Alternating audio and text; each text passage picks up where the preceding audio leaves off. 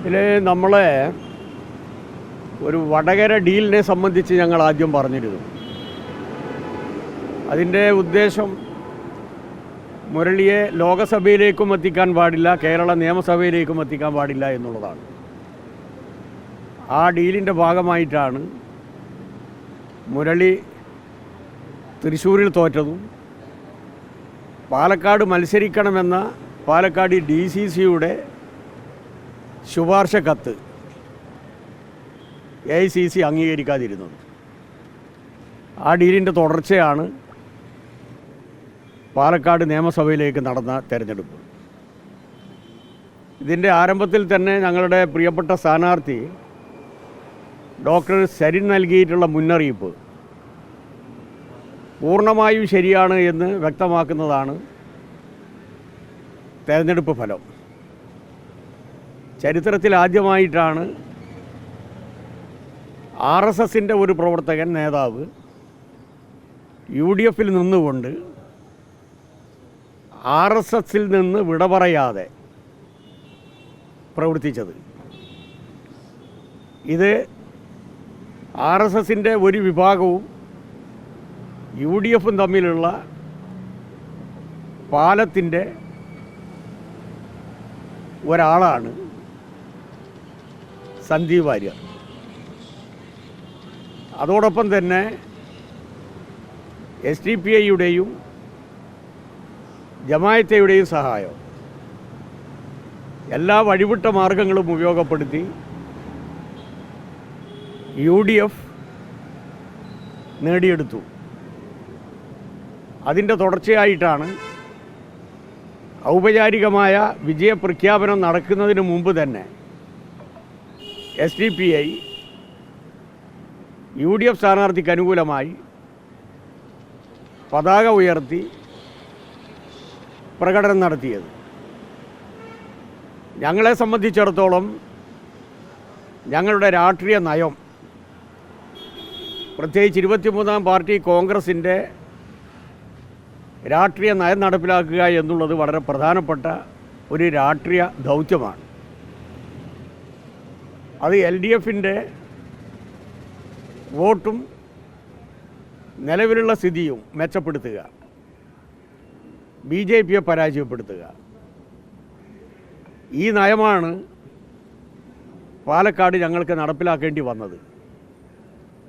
അപ്പോൾ സ്വാഭാവികമായും അവിടെ ഉണ്ടാകുന്ന ഒരു പ്രശ്നം, ഞങ്ങൾ 3-ാം സ്ഥാനത്താണ്. അപ്പം 3-ാം സ്ഥാനത്തുള്ള ഞങ്ങൾക്ക് 1-ാം സ്ഥാനത്തേക്ക് വരണമെങ്കിൽ ശക്തമായ ചില നിലപാടുകൾ എടുക്കേണ്ടി വരും. പ്രത്യേകിച്ച് BJPക്കെതിരായിട്ടുള്ള ശക്തമായിട്ടുള്ള നിലപാട് ഒരു ഭാഗത്തും, UDFനെതിരായിട്ടുള്ള ശക്തമായിട്ടുള്ള നിലപാട് മറ്റൊരു ഭാഗത്തും. ഈ രണ്ട് നിലപാടും സ്വീകരിച്ചുകൊണ്ടാണ് ഏറ്റവും ശക്തമായ പ്രകടനം ഞങ്ങൾ നടത്തിയത്. അതിൻ്റെ ഗുണം അവിടെയുണ്ടായി. 2021 നിയമസഭാ തെരഞ്ഞെടുപ്പിന് ശേഷം നടന്ന തെരഞ്ഞെടുപ്പുകളിൽ 2-ാം സ്ഥാനത്തുള്ള BJPയും 3-ാം സ്ഥാനത്തുള്ള LDFും തമ്മിലുള്ള വോട്ടിൻ്റെ വ്യത്യാസം ഗണനീയമായി കുറഞ്ഞു വന്നു. 2021 3-ാം സ്ഥാനത്തുള്ള ഞങ്ങളും 2-ാം സ്ഥാനത്തുള്ള BJPയും തമ്മിലുള്ള വ്യത്യാസം 13,700 വോട്ടായിരുന്നു.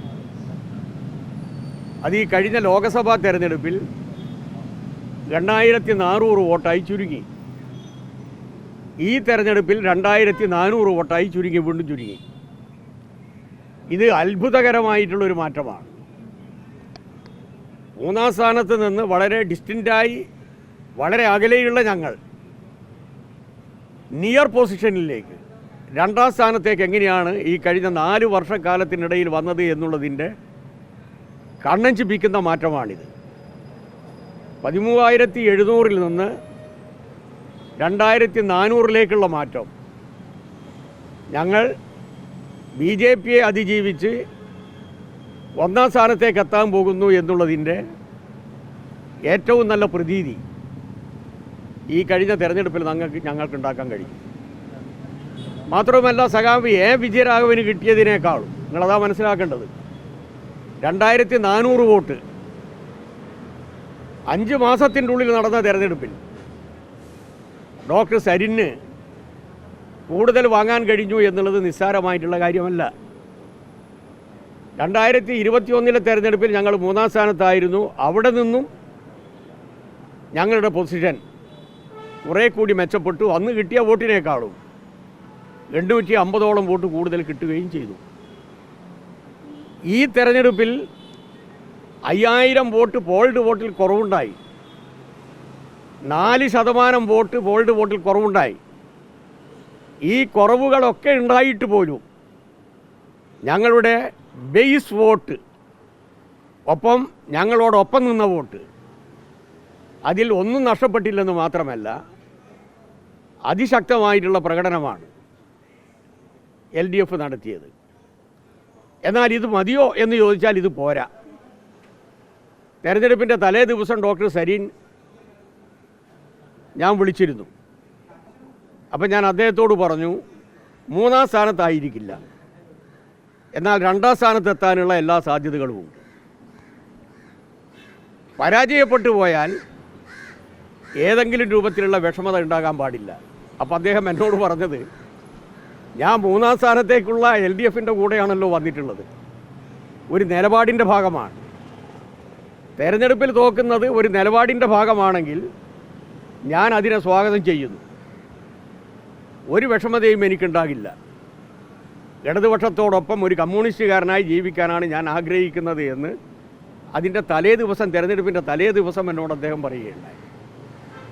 ആ സരിനെ ഏതെങ്കിലും രൂപത്തിൽ ഈ തെരഞ്ഞെടുപ്പുമായി ബന്ധപ്പെട്ടുകൊണ്ട് സരിൻ ഇഫക്റ്റ് ഉണ്ടായില്ല എന്ന് പറഞ്ഞുകൊണ്ട് അപമാനിക്കുന്നതിന്, അവഹേളിക്കുന്നതിൻ്റെ പ്രധാനപ്പെട്ട കാരണം സരിൻ്റെ വ്യക്തിത്വം അവർക്കറിയാമെന്നുള്ളത് കൊണ്ടാണ്.